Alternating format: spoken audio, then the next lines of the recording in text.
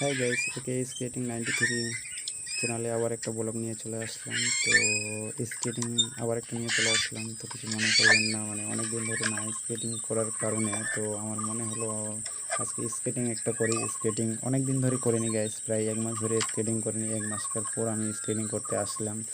তো মানে মনের ভিতরে একটা ফিলিংস ছিল, আমি অনেক দিন ধরে স্কেটিং করিনি, তো আজকে স্কেটিং করবো গাইস। তো বুঝতে পারছো, মনের ভিতরে খুব এক্সাইট আমি ছিলাম, স্কেটিং করবো আজকে।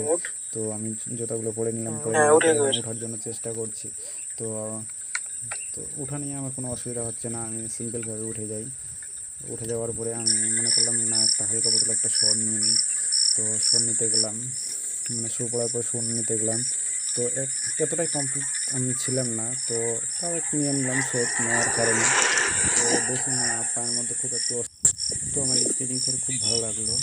কী বলবো গাইস, মানে অনেক দিন পরে স্কেটিং করতে আসছি, স্কেটিংটা অনেক ভালো লাগলো। তো আমার একটু হালকা পাতলা মনে হলো না স্কেটিংয়ে কোনো একটু প্রবলেম হয়েছে। তো আমি অনেক দিন ধরে স্কেটিং শু আমি মানে সাফ করা হয়নি। তো মাঝে মাঝে কী বলবো গাইস, মানে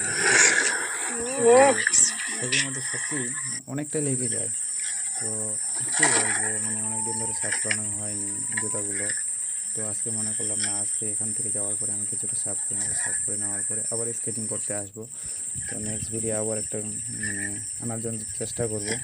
তো আপনার গাইস কী বলবো, মানে শরীরের মধ্যে হালকা পাতলা একটু চাপ, তো শরীরের ভিতরে হালকা পাতলা একটু চার্জ করে নিলাম। করে নেওয়ার পরে মানে এখন আবার রাউন্ড করার জন্য চেষ্টা করব। তো তো আবার একটা লম্বা রাউন্ড মারার জন্য চেষ্টা করব। তো বেশি দূরে গেলাম না, হালকা একটু গেলাম 100 মিটারের মধ্যে, মানে কী বলবো guys, তো হালকা রাউন্ড মেরে দিলাম। মারার পরে তো মনে হলো না স্কেটিং মোটামুটি ঠিকই আছে। তো গায়ে মানে শক্তি ছিল না, তো কী বলবো, খুব দুর্বলতা লাগছিলো। তার জন্য আজকে এখান থেকে স্কেটিং শেষ করে দিলাম গাইস। আবার দেখা হবে নেক্সট ভিডিও।